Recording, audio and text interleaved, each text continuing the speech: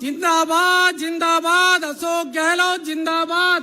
हमारे बीच में हमारे यशस्वी मुख्यमंत्री आदरणीय अशोक जी गहलोत साहब पधार चुके हैं। एक बार तालियों की गड़गड़ाहट से आपका हार्दिक स्वागत और अभिनंदन करते हैं। हमारे बीच हमारे जनजाति मंत्री आदरणीय अर्जुन लाल जी मीणा, हमारे CWC के सदस्य आदरणीय रघुवीर सिंह जी मीणा, हमारे प्रत्याशी आदरणीय नगराज जी मीणा और मंच पे हमारे सभी साथीगण सभी पधार चुके हैं। आप सबका हम तहे दिल से हार्दिक स्वागत और अभिनंदन करते हैं।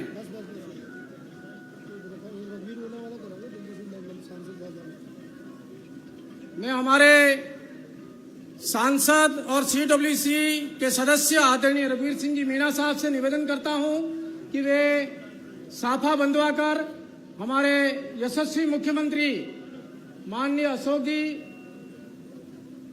गहलोत साहब का हार्दिक स्वागत व अभिनंदन करें।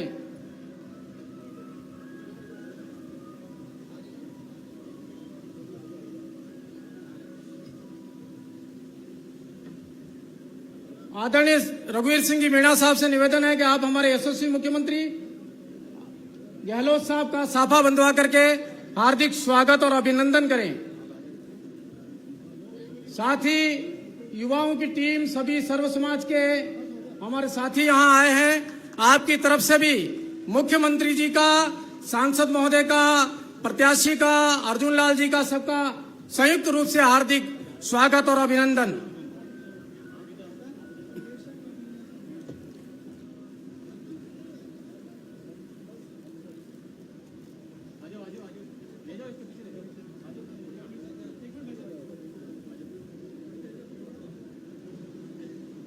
आप सभी आते जाएं, पंडाल में बैठे हैं।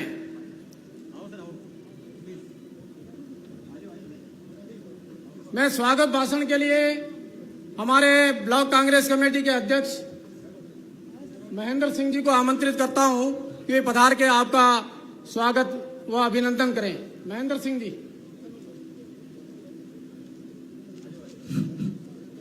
भारत माता की। कांग्रेस पार्टी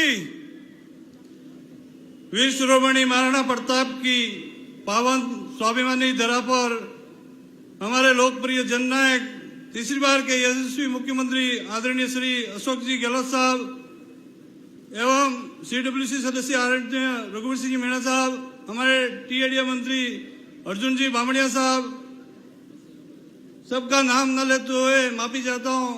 मंचासीन अतिथिगण, सामने विराजे हुए वरिष्ठ कांग्रेसजन, मैं ब्लॉक अध्यक्ष होने के नाते कांग्रेस कमेटी लसड़िया की ओर से, आप सब की ओर से माननीय मुख्यमंत्री जी का हार्दिक स्वागत अभिनंदन करता हूं।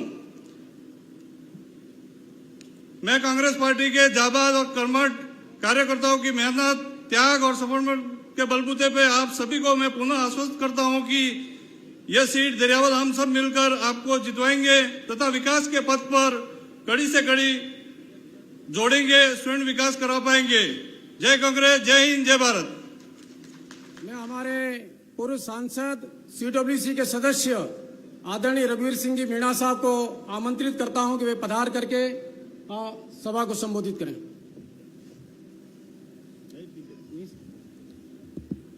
वो बंद कर देना, वो बंद कर दो स्विच। बोलो भारत माता की। कांग्रेस पार्टी। कांग्रेस पार्टी ने बोलते किए पण बोली बंद हो गई अभी। आदरणीय हमारे यशस्वी मुख्यमंत्री अशोक गहलोत जी, जिन्होंने हम सबको अकाल हो, चाहे महामारी हो, चाहे विपत्ति हो, हम सबको हथेली की छाया के नीचे रखा है। इसलिए हम सब की तरफ से, आप सबकी तरफ से यहां पधारने पर आपका हार्दिक अभिनंदन। हमारे यहाँ के प्रधान जी दुलीराम जी, मंच पर विराजमान सभी हमारे मेहमान, हमारे TAD मंत्री आदरणीय अर्जुन जी बामणिया, मंच पर हमारे उपस्थित सभी प्रधान साहब, पूर्व प्रधान साहब, वरिष्ठ सभी नेतागण, हमारे इस पंडाल में उपस्थित हमारे सभी सरपंच साहिबान, वरिष्ठ नेता, माता बहनें, प्रेस के साथियों, हम सभी यहाँ इस धौलाघर की पवित्र भूमि पर आदरणीय मुख्यमंत्री जी का हार्दिक अभिनंदन करते हैं। आप सब जानते हैं कि थोड़े दिन पहले 8 तारीख को आदरणीय मुख्यमंत्री जी दरियावाद में फार्म भरवाने के लिए नगराज जी के फार्म भरवाने में आए थे। उस समय आप सब उपस्थित थे और अपार भीड़ इकट्ठी हुई थी। आज पुनः हमारे खैर खबर लेने के लिए यहाँ उपस्थित हुए हैं, तो निश्चित तौर पे हम सब उत्साहित हैं। हम सब आपका स्वागत करते हैं। भाइयों, कल 27 तारीख है, 28 तारीख 5 बजे चुनाव प्रचार बंद हो जाएगा और 30 तारीख को मतदान होगा। और इस 30 तारीख को जो मतदान होगा उसमें आप सबको कांग्रेस पार्टी को वोट देके, कांग्रेस पार्टी के निशान के पास बटन दबा के कांग्रेस पार्टी को जिताना है। हमारे यहाँ से नगराज जी को एमएलए बना के राजस्थान की विधानसभा में भेजना है। अभी राजस्थान में कांग्रेस का राज है। आदरणीय मुख्यमंत्री जी हम सबके लिए बहुत सारी योजनाएं एक के बाद एक बना रहे हैं। पिछले समय में जब अभी तीसरी बार मुख्यमंत्री हैं, पहले जब मुख्यमंत्री बने तब 58 साल के बुजुर्ग और 55 साल के हमारे माता बहनों के लिए पेंशन की योजना लागू की और लगातार हमारे 2 रुपए किलो गेहूं, 1.5 रुपए किलो गेहूं और अकाल के काम अपार सैंक्शन करके हम सबको सुरक्षित रखा। बीच में कांग्रेस का राज नहीं था।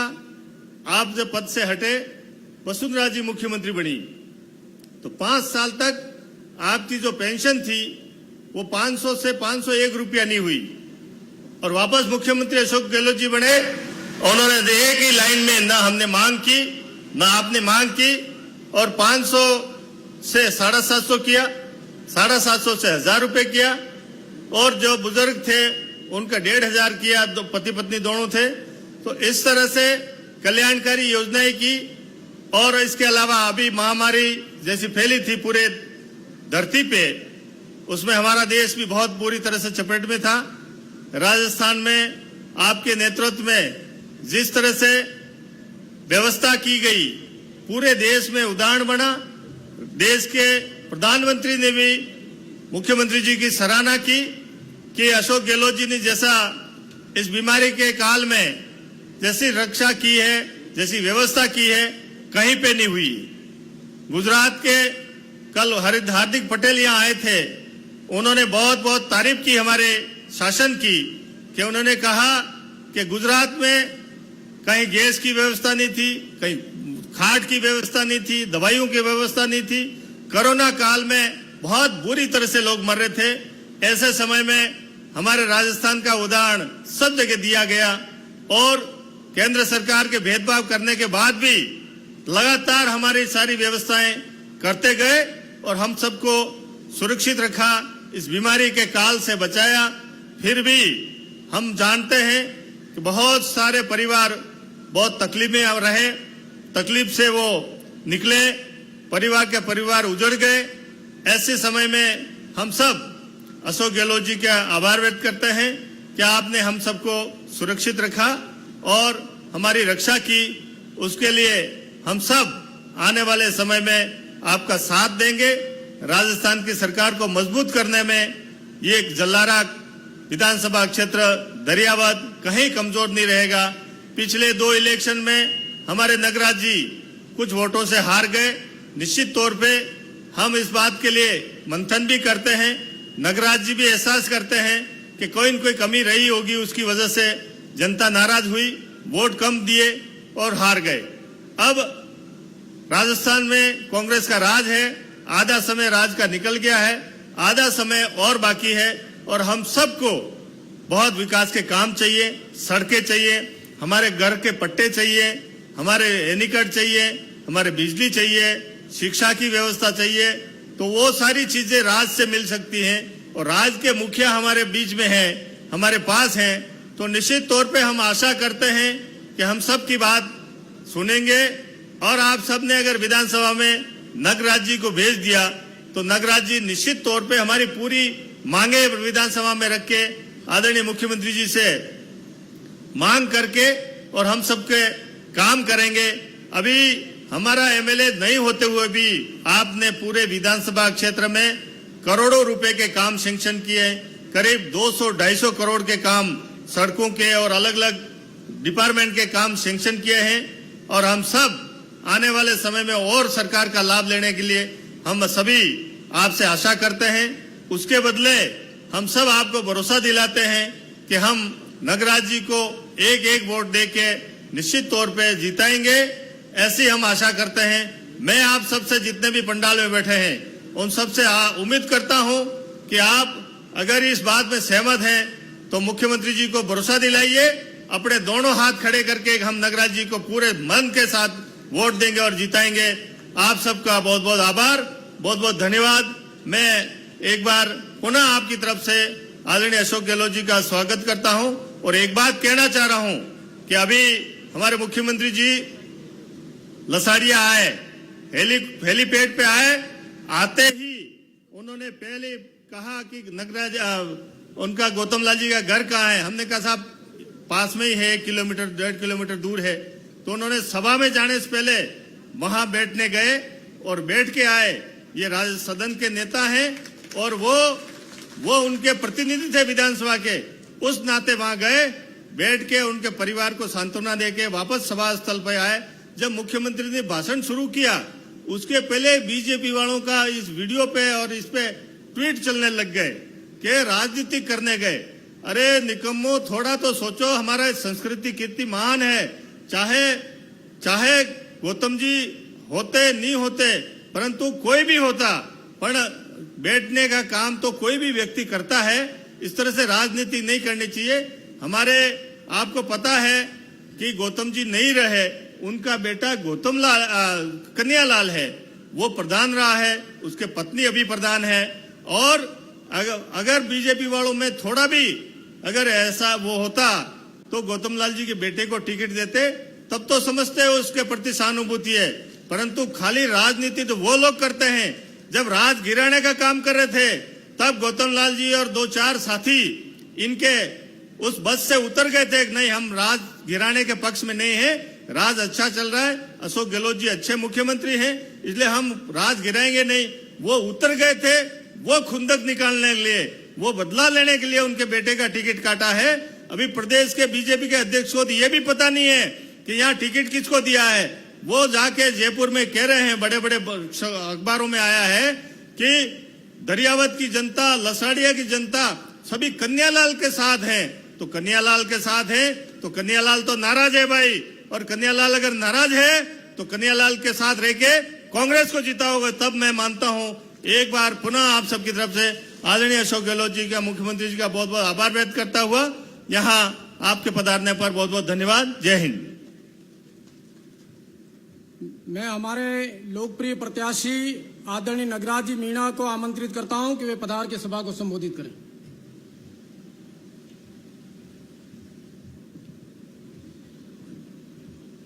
धौलागर बाबा के केदारेश्वर महादेव के चरणों में नमन करता हूं। उपस्थित सभी महानुभावों को प्रणाम करता हूं। हमारे मंच पर विराजमान हमारे राजस्थान के यशस्वी मुख्यमंत्री परम सम्मानीय अशोक जी गहलोत साहब, मंच पर विराजमान सभी नेतागण, उपस्थित बड़ी संख्या में मेरे पिता तुल्य बुजुर्गों, नौजवान दोस्तों, माताओं, बहनों, मीडिया के साथियों, अधिकारियों, कर्मचारियों, उपस्थित सभी सज्जनों, आज बड़ा हर्ष का विषय है कि धौलागर के और केदारेश्वर महादेव के इस पवित्र धरती पर हमारे राजस्थान के यशस्वी मुख्यमंत्री सम्मानीय अशोक जी गहलोत साहब इस चुनावी सभा में पधारे हैं। आप सबकी तरफ से और मेरी तरफ से मैं सम्मानीय गहलोत साहब का बहुत बहुत हार्दिक स्वागत करता हूं और अभिनंदन करता हूं। और आपसे यह उम्मीद करता हूं कि पिछले 2 चुनावों में मेरे से कहीं गलती हुई हो, माफी चाहता हूं। मैं 2 बार हारा हूं। अब की बार आप सबकी दया दृष्टि मेरे ऊपर बनी रहे, कांग्रेस पर बनी रहे और आप सब आशीर्वाद देके मुझे जिताएं। आपके जो भी काम है उसको मैं पूरी ईमानदारी निष्ठा से करने का पूरा प्रयास करूंगा। आप बड़ी संख्या में पधारे हो, इसके लिए मैं आप सबको बहुत बहुत शुभकामनाएं देता हूं, बधाई देता हूं और दिवाली की अग्रिम बधाई देता हूं। सम्मानीय सभी अतिथियों का भी स्वागत करता हूं, अभिनंदन करता हूं। बहुत बहुत धन्यवाद। जय हिंद, जय भारत। माननीय मुख्यमंत्री जी ने हमारे दरियाबाद विधानसभा क्षेत्र में 200 से 300 करोड़ रुपया अभी इन दिनों में यहां पर स्वीकृत किया। उसके साथ ही एक महत्वपूर्ण काम जो दरियाबाद विधानसभा के क्षेत्र के लोगों के लिए किया, वो सलूम्बर में जिला चिकित्सालय स्थापित किया। हम एक बार जोरदार तालियों से रघुवीर सिंह मीणा और हमारे अशोक जी गहलोत साहब का हार्दिक स्वागत और अभिनंदन करते हैं। ऐसे यशस्वी मुख्यमंत्री को मैं आमंत्रित करता हूं, वे पधार करके हमारे इस क्षेत्र की जनता को संबोधित करें।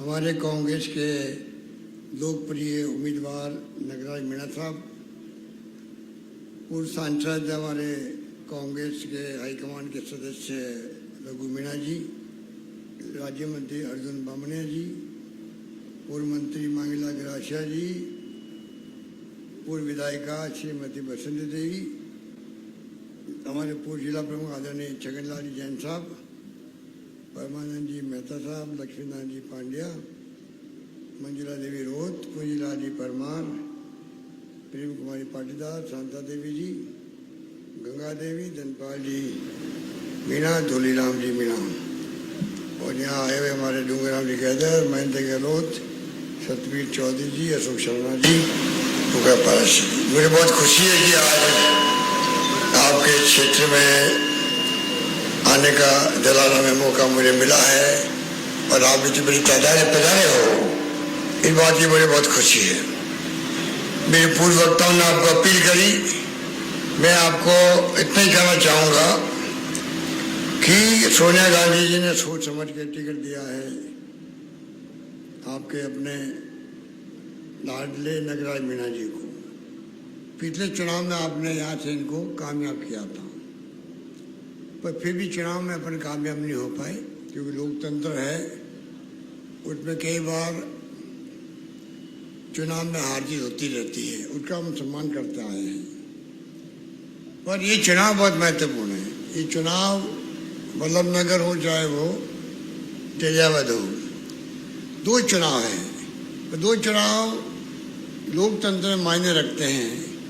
इससे कोई सरकार ना तो आती है ना जाती है, ना विपक्ष में जो बहुत तरह होते हो तो मेंबर बन जाओ भले, इतना ही होता है। पर चुनाव में अगर पार्टी जीतती है जो सत्ता पक्ष है, हम लोग जीतते हैं आपके आशीर्वाद से, तो 2 फायदे। एक तो 2.5 साल का काम है, 2.5 साल में हम लोग पूरी ताकत लगाएंगे। आपने हमारा साथ दिया तो किस प्रकार से विकास के काम आपके यहाँ ज़्यादा से ज़्यादा करें। नगराज जी आपके नुमाइंदे बन करके पैरवी करेंगे आपकी भावनाओं की। पानी, बिजली, शिक्षा, स्वास्थ्य सेवाएं हो, सड़कें हो, वन अधिकार के पट्टे देने के कैंपेन लगाने की बात हो, या आपको मालूम होगा अभी प्रशासन गाँव के संग अभियान चल रहा है पूरे प्रदेश के अंदर। यहाँ चुनाव के कारण वो अभी शुरू नहीं हुआ है, ये चुनाव खत्म होते ही वो अभियान शुरू होगा। तो जितने आपके पट्टे हैं, आप कब्जा किए बैठे हैं, चाहे वो भूमि वन की हो या दूसरी भूमि हो, गोचर की हो या आपके आवासीय भूमि हो, तो प्रयास करेंगे कैसे आपको राहत मिल सके, किस प्रकार पट्टे मिल सके। तो सरकार का चाहते हैं कि आपको अधिक से अधिक लाभ मिले। 22 विभाग के लोग बैठे हैं वहाँ पर, 22 टेबलें होगी और 22 जगह अधिकारी बैठेंगे हर विभाग, कृषि विभाग भी, पशुपालन विभाग भी, स्वास्थ्य विभाग भी, शिक्षा विभाग भी, सड़क का विभाग भी, जो वहीं पर समझ सुन के हल करेंगे। पेंशन वाले बैठेंगे, अगर पेंशन के कोई फॉर्म भराने हो बुजुर्गों के, विधवाओं के, वो भी वहाँ भरे जाएंगे। जैसे कि पेंशन में स्वीकृत की जा सके आपके लिए। चिरंजीवी योजना लेके आए हम लोग, कोई अगर आप मेरे बाकी रह गया होगा, अब 5 लाख का बीमा आपका हो गया है। आप चाहे प्राइवेट जाओ अस्पताल में, चाहे सरकार में जाओ, बिल चाहे 1 लाख रुपए का बने चाहे 2 लाख का बने, बीमारी चाहे कोई किसी तरह की हो, 2 लाख का अगर बिल बनेगा तो आपको 1 नया पैसा नहीं देना पड़ेगा। अस्पताल में जाओ, वापस आओ बाहर, 1 रुपया नहीं देना पड़ेगा। अब पूरे देश में हम लोगों ने पहला राज्य राजस्थान जिसने इतना बड़ा काम किया है, और मुझे उम्मीद है कि आप सब ने वो फॉर्म भर दिए होंगे, और नहीं तो कैंपों में भर देंगे आप लोग। एक भी में चूको, अगर चूक गए आप लोग तो बीमा कंपनी उनकी चुकाना नहीं करेगी। मैं चाहूंगा कि अगर पैसे वाला कोई है तो उसको 850 रुपये देने खाली, 850 रुपये सिर्फ, तो 5 लाख का बीमा उसका भी हो गया। बाकी लोगों सबका फ्री बीमा है, 1 रुपया नहीं देना आपको।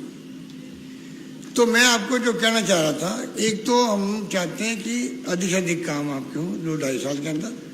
2.5 साल बाद चुनाव वापस आ जाएंगे, आप तय करना कि नगराज ने आपकी सेवा की है, आगे देखेंगे क्या करना। आप क्या, आप माई बाप तो आप हो, आप जिसको आशीर्वाद दोगे वही कामयाब होगा आगे भी। दूसरा बड़ा फायदा मैं देखता हूँ, जो मैं कई बार कहता हूँ सब जगह, कि चुनाव लोकतंत्र में, ये लोकतंत्र भी कांग्रेस का दिया हुआ देश को है। गांधी जी के वक्त में पंडित नेहरू, सरदार पटेल, मौलाना अबुल कलाम आजाद, डॉक्टर अम्बेडकर संविधान बनाया, तब अधिकार मिला महिलाओं को, पुरुषों को बराबरी का, 1 वोट का अधिकार। और आज 75 साल के बाद में अपने यहाँ कायम है। पाकिस्तान में तो वहाँ बार बार सैनिकों को शासन होने लग गया था। अब मैं आपको ये कहना चाहता कि अगर आप वोट देते हो, कांग्रेस को जिताते हो, तो सरकार हमारी है। ये जितने गांव-गांव में राजस्थान भर का भला उससे होगा, आपके वोट से, खाली आपका दरियावत का नहीं होगा। कैसे होगा मैं आपको बताना चाहता हूँ। आपका वोट जाएगा, बीजेपी को जाए तो कोई फायदा नहीं है, खाली 1 सीट बढ़ जाओ उनकी भलाई। हमें मिलेगा वोट तो एक तो आपके काम ज़्यादा होंगे, दूसरा बड़ा फायदा आपको यह है, आपको नहीं है पूरे प्रदेशवासियों को, जिसका भला आपके वोट से होगा, वो है गांव-गांव में ग्राम सेवक, पटवारी, तहसीलदार, एसडीओ साहब, सरकारी कर्मचारी, जितने अमला होता है वो देखता है सरकार कितनी मजबूत है, वो देखता है। अगर उसको मालूम पड़े कि अभी जनता ने वोट दिए हैं कांग्रेस को, इसका मतलब कांग्रेस सरकार मजबूत है और आगे भी आ सकती है, तो आपका पटवारी, ग्राम सेवक, सब अधिकारी है, वो गरीबों के काम करने लग जाते हैं। नहीं करेंगे तो हमारे खिलाफ कार्रवाई हो सकती है, क्योंकि सरकार इनकी है।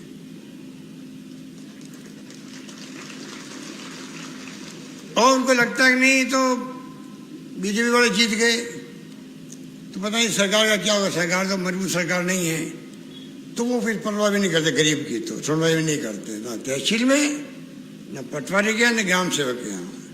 भले लोग होते हो तो काम करते बेचारे, और उसमें कई लोग ऐसे भी होते हैं जो ये बातें सब सोचते रहते हैं। तो सरकार की मजबूती जो हो रही है राजस्थान के अंदर, तो ये वोट आपका सरकार की मजबूती का वोट है, दरियावत के विकास का वोट है। आपके यहाँ पैशन गाँव संग अभियान मजबूत चले, कामयाब हो, आपको पट्टे मिले, उसका वोट है। ये वोट मामूली नहीं है आपका वोट। इसलिए मैं अपील करना चाहूँगा कि आप इन बातों को समझें। हमने तो शिक्षा के क्षेत्र में ही कई स्कूलें खोल दी राजस्थान के अंदर, अंग्रेजी स्कूल अलग खोल रही है। आजकल जमाना बदल गया, अंग्रेजी सीखने जरूरी बच्चों को, मोबाइल फोन आ गया हाथ के अंदर, क्रांति हो गई, दुनिया भर की नॉलेज रखते बच्चे हमारे, तनख्वाह मिलती है लाखों करोड़ों रुपए, तो परिवार वही आगे बढ़ेगा, वही वर्ग आगे बढ़ेगा, चाहे वो आदिवासी हो, चाहे वो दलित वर्ग हो, चाहे वो कोई जाति पर आदि का आदमी हो, जिसके घर में बच्चे पढ़ लिख जाएंगे। हम उस पर जोर दे रहे हैं। कोरोना के अंदर हमने कमी नहीं रखी। हिंदुस्तान भर में आपका आशीर्वाद से नाम कमाया। सबसे अच्छा इंतजाम राजस्थान में हुआ था। कोरोना में लोगों को मरने नहीं दिया हम लोगों ने। हमने कहा कोई भूखा नहीं सोएगा। ये सब आप लोगों ने इतनी मेहनत करी, एनजीओ ने, सामाजिक संस्थाओं ने, धर्मगुरुओं ने, जिसका बस चला गरीब को खाना खिलाया। उस वक्त में कोई भूखा नहीं रहा राजस्थान के अंदर। प्रदेशवासियों ने इतना साथ दिया उस वक्त में। और सरकार ने भी दवाएं फ्री करी, इलाज फ्री।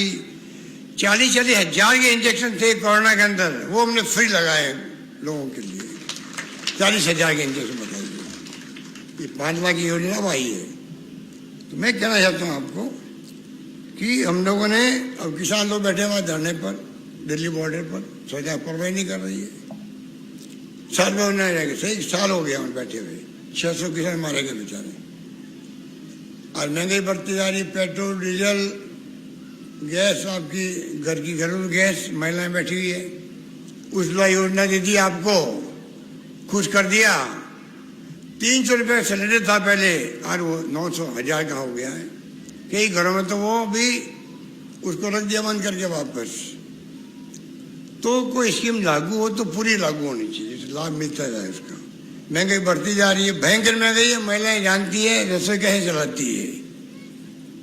रसोई में सामान खरीदती हो आप, आपको मालूम है, कपड़े लत्ते हो, चाहे वो खाने का सामान हो, तेल हो, घी हो, मिर्च मसाले हो, क्या भाव है यार बता दीजिए आप। इतना महंगाई बढ़ती जा रही है। तो ये सरकार को हम दबाव दे रहे हैं। विपक्ष में लोग, राहुल गांधी बोलते हैं, सोनिया गांधी बोलती है, पर फिर भी इन पर असर नहीं हो रहा है, क्योंकि ताकत आपकी है। वो जीत के बैठे हुए हैं, उनको घमंड बहुत आ गया है।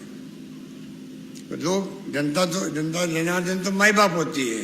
वो घमंड आप भी उतार सकते हो, किसी का भी, चाहे वो कोई नेता हो, कोई पार्टी हो।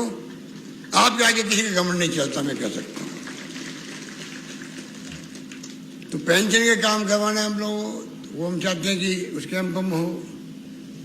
इसलिए नौकरी हमने 1 लाख नौकरी दे दी अभी तक बच्चों को, और लाखों नौकरी निकल रही है। रोज विज्ञापन आ रहे हैं। तो आप सोच सकते हो कि उन्होंने वादा किया था दिल्ली के 2 करोड़ नौकरी देंगे, पता ही नहीं उसका क्या हो रहा है। और हमारी सरकार तो लगातार लगी हुई है। इसलिए मैं लंबी बात नहीं कहता हुआ, क्योंकि चुनाव में आगे मोगाड़ा में जाना मुझे अभी। आपके यहाँ से और जलारा से भी, मोगाड़ा से मुझे किसी ने कहा कि तहसील बनाने की मांग आपके यहाँ है। तहसील बनाने की मांग है क्या मांग आपके यहाँ? मांग है, कच्ची एक पक्की है। क्योंकि अभी चुनाव है तो हम घोषणा कर नहीं सकते। पर आपको मैं विश्वास दिलाता हूं कि जब बजट आएगा तब हम आप लोगों की राय लेकर के सही फैसला करेंगे, जिससे कि आपको लाभ मिल सके। तो इस प्रकार से कहने को बहुत सारी बातें हैं। हमने आपके दरियावद में 100 बेड का कर दिया, सर्जरी अस्पताल खोल दिया है, CHC से बढ़ा दिया उसको दरियावद के अंदर। और आपका जो उप स्वास्थ्य केंद्र था बलीचा टेकन लसानिया में भी, बुडेल जलारा में, उसको PSC में कर दिया कन्वर्ट। प्रतापगढ़ दरियावद में तो नगर पालिका बन गई है वहाँ पे। और किसानों को खेत के समीप कृषि उपज विपणन की सुविधा प्रदान करने के लिए दरियावद जिला प्रतापगढ़ नई स्वतंत्र मंडी बनाई जा रही है। नवीन एकलव्य मॉडल आवासीय विद्यालय, बहुत बड़ा काम है। वो आपके इसी सत्र में शुरू हो जाएगा दरियावद के अंदर, जहाँ के बच्चे में आगे पढ़ सकते हैं रह करके हॉस्टल के अंदर। करीब 1.5 करोड़ लागत से कस्तूरबा गांधी आवासीय विद्यालय लसाड़े में खोल रहा है। जलारा में कस्तूरबा गांधी आवासीय विद्यालय है। इसके लिए भूमि का आवंटन हो गया है, अब तो बिल्डिंग बनने बाकी है।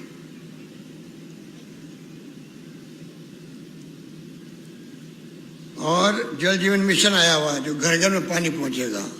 अब भारत सरकार के पास खूब पैसा है, वो विज्ञापन ऐसे देती है, लेकिन भारत सरकार लगा रही है। अरे भाई, उनको कहो आप तो केंद्र सरकार हो, पूरे देश के सब राज्यों के ऊपर सरकार हो आप तो। ये अब क्यों नहीं कहते 50% पैसा राज्य सरकार लगा रही है, ये कोई नहीं कह रहा है। बोलो, हम चाहते हैं आपके यहाँ करीब 45 करोड़ की स्कीम बन गई है, जलारा में भी, लसाड़े में भी 33 गांवों की घर के पानी पहुंचेगा। इस प्रकार हर घर में पानी पहुंचाएंगे आपके यहाँ, पूरे प्रदेश में पहुंचेगा। और उसमें हम लोग पूरी तरह कमिटेड होकर काम कर रहे हैं कि इस प्रकार से जल्दी योजना पूरी हो।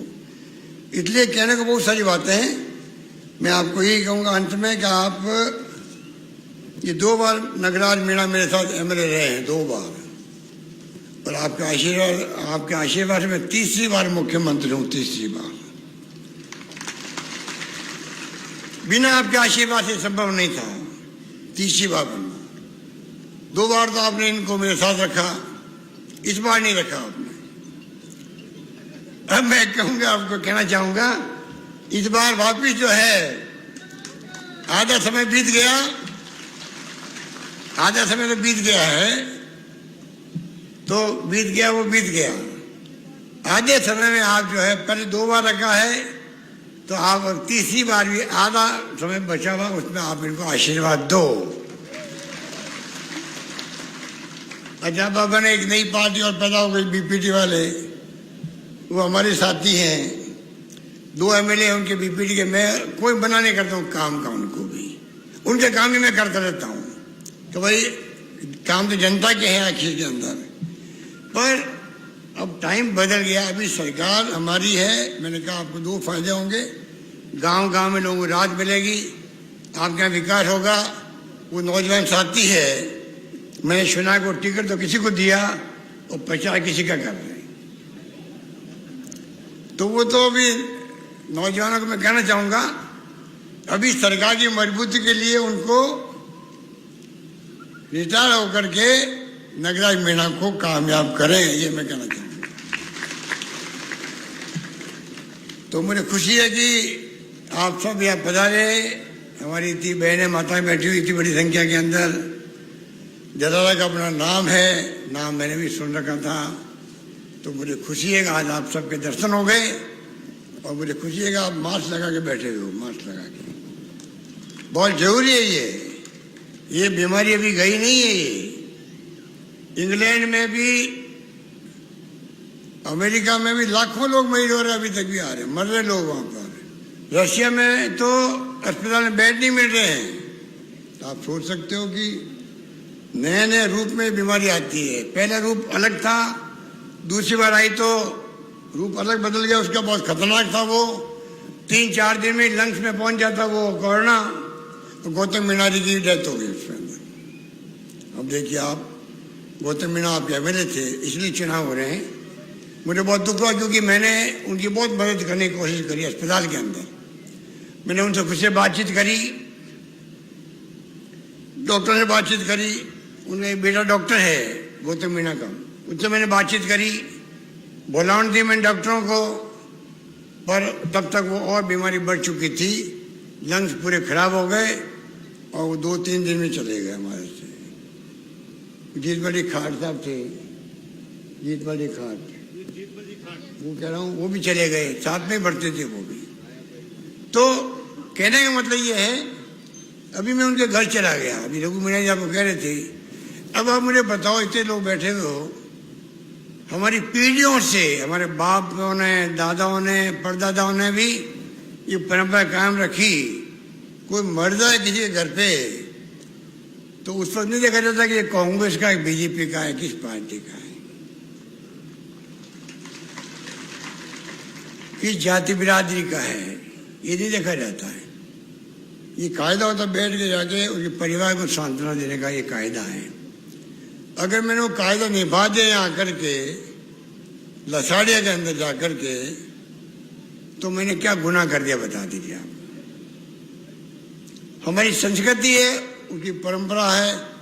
मैं राजस्थान का जो मुख्यमंत्री तो हूँ, पर मैं जो गौतम मीणा जो एमएलए थे विधानसभा में, वो पूरे सदन का मैं नेता हूँ। मतलब वहाँ कांग्रेस, बीजेपी, सीपीएम और जो दूसरी पार्टियां छोटी मोटी हैं, बीपीटी भी आती है उसके अंदर, आरएसपी भी आती है, इन सब पार्टियों के जो एमएलए है 200, उसका नेता होता है, वो सदन का नेता होता है। तो सदन के नेता के रूप में मेरा फर्ज नहीं है क्या कि मेरे सदन में से एक व्यक्ति चला गया, उसके मैं घर बैठने जाऊं, उसके गांव जा रहा हूं तो उसमें मैंने क्या गलती कर दी? अब उसके घर में घेरा डाल दिया। वो कन्हैयालाल जो उनका पुत्र है, हम लोग गए उसके पहले ही, बीजेपी वाले पता नहीं पहुंच गए वहां पर, पता नहीं क्या कर देंगे वहां पर, उनके कान में क्या फूंक डाल देंगे पता नहीं। अरे कोई फूंक डालने का काम चलता है क्या? वोट अंतरात्मा का वोट होता है। ऐसा माहौल बना दिया। और जैसे मैं आया लिथाड़े में जाके मीटिंग करने लगा और टीवी में आने लग गया कि अशोक गहलोत ने मुख्यमंत्री जाके राजनीति करी, चुनाव के वक्त चले गए। अरे भाई चुनाव के वक्त चले गए तो गुनाह क्या कर दिया मैंने? मैं जिस सदन का नेता हूं, सदन का एक मेंबर चला गया, और अगर मैं घर बैठने जाऊं उसमें आपके पेट में दर्द क्यों हो रहा बताओ मुझे? आपको क्या तकलीफ है? अगर वो आपकी पार्टी का नेता था, एमएलए था, और मैं कहना चाहता हूँ कन्हैयालाल को टिकट मिलता अगर उनके बेटे को, और अगर मैं आता लथाड़िया में और नगराज मीणा के सामने अगर कन्हैयालाल होता मान लो, तभी मैं उसके घर जाता बैठने के लिए। बैठे जा रहा हूं और क्या कर रहा हूं? कोई पेटी साथ ले जा रहा हूं क्या जो वोट डलवा के लेके आ जाऊंगा वहां से? मैं बताइए आप। ये जो ऐसी जो कमेंट कर देते हैं ये बीजेपी नेता लोग, क्योंकि बुखले हुए हैं। ये वल्लभ नगर में 4थे नंबर पे चल रहे हैं, 4थे नंबर पे बीजेपी चल रही है वल्लभ नगर में। वल्लभ नगर में 4थे नंबर पे क्यों चल रहे हो भाई तुम? कुछ तो कुछ ने ऐसे ही काम किए होंगे, यहाँ भी कुछ ऐसे ही काम किए होंगे, इसलिए आप घबराए हुए हो। पूरे राजस्थान के आरएसएस के लोगों को बुला लिया यहाँ पे, गांव गांव भेज दिया है, जो हमेशा ही करते हैं। आप जानते हो कि ये किस तरह के लोग हैं। कृपा करके आप ध्यान रखें, राजस्थान भर के प्रदेशवासियों के, गरीबों के, दलितों के, पिछड़ों के, आदिवासियों के भलाई के लिए उनकी सुनवाई हो वहां पर, उसके लिए और दरियावत के विकास के लिए आपको नगराज को आशीर्वाद देना है। ये मेरी आपसे मार्मिक अपील है आपसे।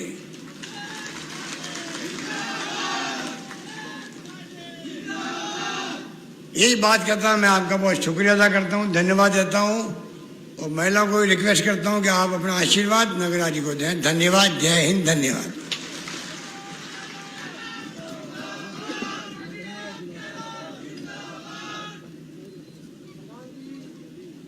प्रधान जी सबका धन्यवाद अर्पित करें।